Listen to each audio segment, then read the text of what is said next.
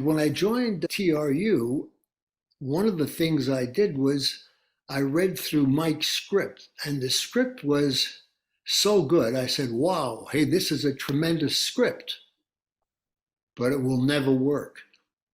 So the best thing you can do is try it. Okay, so I tried the script, and sure enough, I got a retainer and I got upfront money. It just can't be that easy. And a couple things really went through my mind. First of all, there was no pressure on me. In plain words, I knew it wouldn't work. And if you know it doesn't work, hey, there's no pressure. It reminded me of Serena Williams in the summer of last year. She was beaten. And after the match, they interviewed Ayla and said, Ayla, playing against Serena Williams, the pressure must have been unbelievable. How did you cope with the pressure? And she says, there was no pressure. What do you mean? She says, I knew I was going to lose. So there was no pressure whatsoever. And I think that's the same way I felt about going through the retainer script. So I went through the retainer script once and I figured, okay, this can be a fluke. Hey, you give a 1,000 typewriters to 1,000 monkeys, you're going to come up with Shakespeare or someone. And I decided to do it again. So I did it again, and sure enough, I ended up with another retainer and another upfront money invoice. And I said to myself, wow, hey, this is, So my business started to shift more and more into the retainer. And when you work retainer, what you're getting a commitment from the client because it's a mutual commitment. In plain words, if I commit to you, I want you to commit to me. In a retainer situation, that's the case. On a contingency basis, that's not the case. They can commit to you, they can commit to any one of a number of people. And so that was a huge change. I've been in this business 47 years. Started off in 1976, and a lot of changes happened.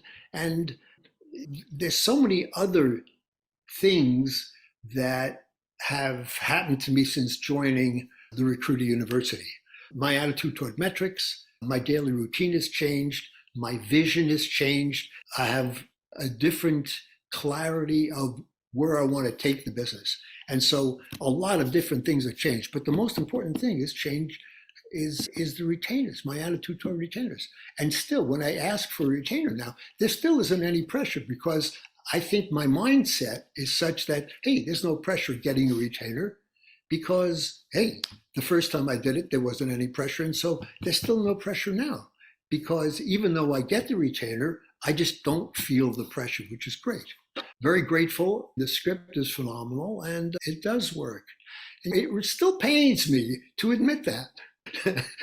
It still hurts a little to admit that, hey, this was, Herbert, when you get tight, like you take them through the whole process. I'm going to share a lot of that with you in a few minutes. And they have the objections of, we've never paid a retainer, we don't want to pay a retainer. How do you handle that part of the conversation? In terms of never having paid a retainer, and it's a question of asking, how come? Have you ever used an employment agency? Yes, okay, and contingency, how did that work out?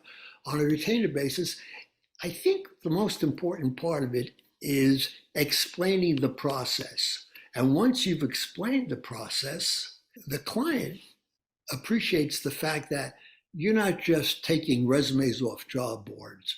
You're actually going out and doing recruiting. And if you get into the details of the process, which the retainer script does, I think the client appreciates the amount of work.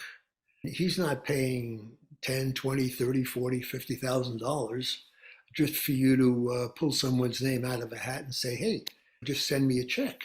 There's a tremendous amount of work and there's a tremendous amount of reporting that goes back and forth in terms of retainer. And once they understand that, I think and I wouldn't say self-explanatory, but you have to explain it to them. You don't explain it to them, you're not going to get a retainer. Perfect. And what has that done for your billings? Billings they haven't gone down. Okay. No, the billings they've done very well. I've had a couple of situations where At least 2, 3 times a week, I have to take my wife to medical appointments. Sometimes it takes a whole day. And so that sort of interrupted what I do.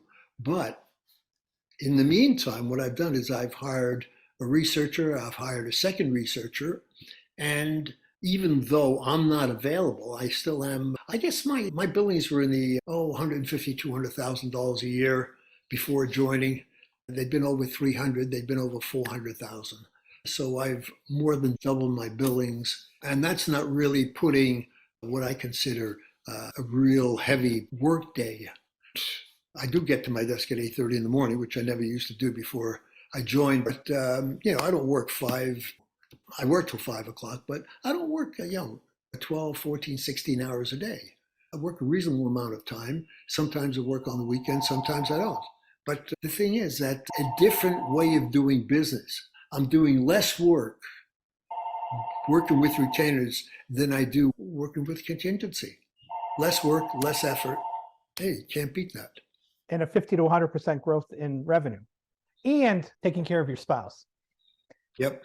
On the mindset side, I got a lot of limiting beliefs, and I've been ridding myself of them one after the other. And the limiting beliefs, one of the things that I've been able to avail myself of, once a month I have a mindset coach, and we go over the blockages, what's happening, why, and I get an insight into how I can overcome many of the limiting beliefs that I've got.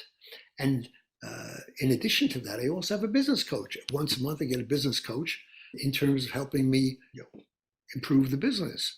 On a weekly basis, I have a weekly routine which is win the week.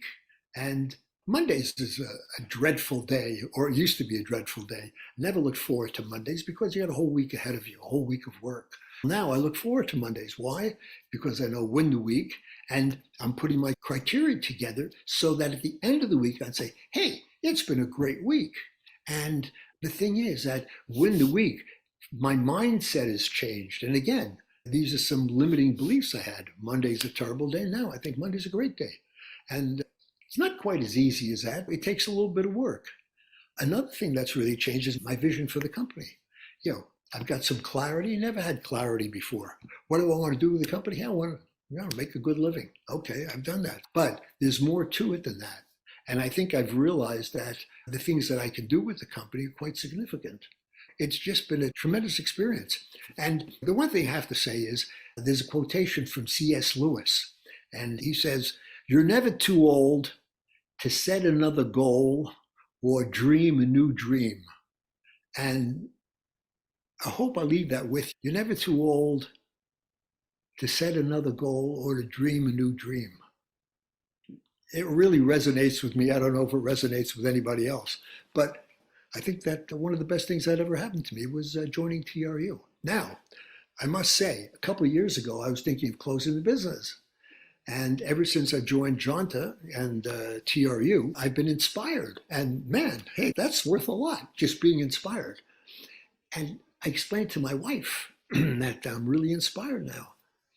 And her comment was, "I hate Mike Jonta." Sorry, Mike.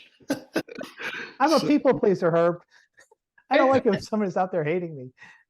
Y'all, I just have to share, Herbert, thank you so much for coming on and giving your testimonial. It is so inspiring. When you joined TRU, I was your first mindset coach, and I remember some of these calls, and you answered all the questions I was going to ask you. I was going to ask one specific limiting belief, right? And I hate Mondays. I really enjoy Mondays. We don't go to affirmation land, do we, Herbert? We're not like, oh, I love Mondays and like magical thinking. We love Mondays now. There's a process, isn't there, Herbert? And we walk you through that process each month, right? Absolutely. No, they do a great job. Yeah, fantastic. Who's your mindset coach now? Is it Kaido or Dr. Anderson? Dr. Anderson. Dr. Anderson. Yeah. I think all the mindset coaches are phenomenal. Thank you. Yeah, absolutely phenomenal. And that's where you really did answer all the questions that I have. But if you don't mind me sharing your running mindset shift when you came into the program, do I have your permission to share that?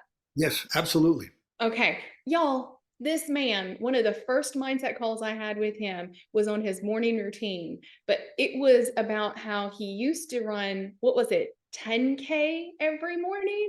No, it was 5K. 5K, 5K during the week and 10K on the weekend. And you actually scaled it back a little to be at your recruiter desk every morning at 8:30, but still enjoying the whole routine. But this man is literally running circles around us, people. Just thank you so much. You're an inspiration to us. And thank you for sharing how it's that wash, rinse, repeat of the structure to change those limiting beliefs.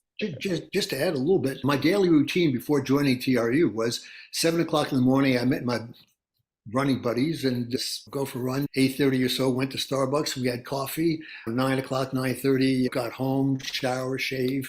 10:30, had breakfast. 11 o'clock, 11:30. I think about 11:30 or so, I was at my desk. That's changed. Right. So ever since I joined TRU, 8:30 in the morning, I'm at my desk. My running buddies, I say, I can run with you on the weekends, but I can't run with you during the week.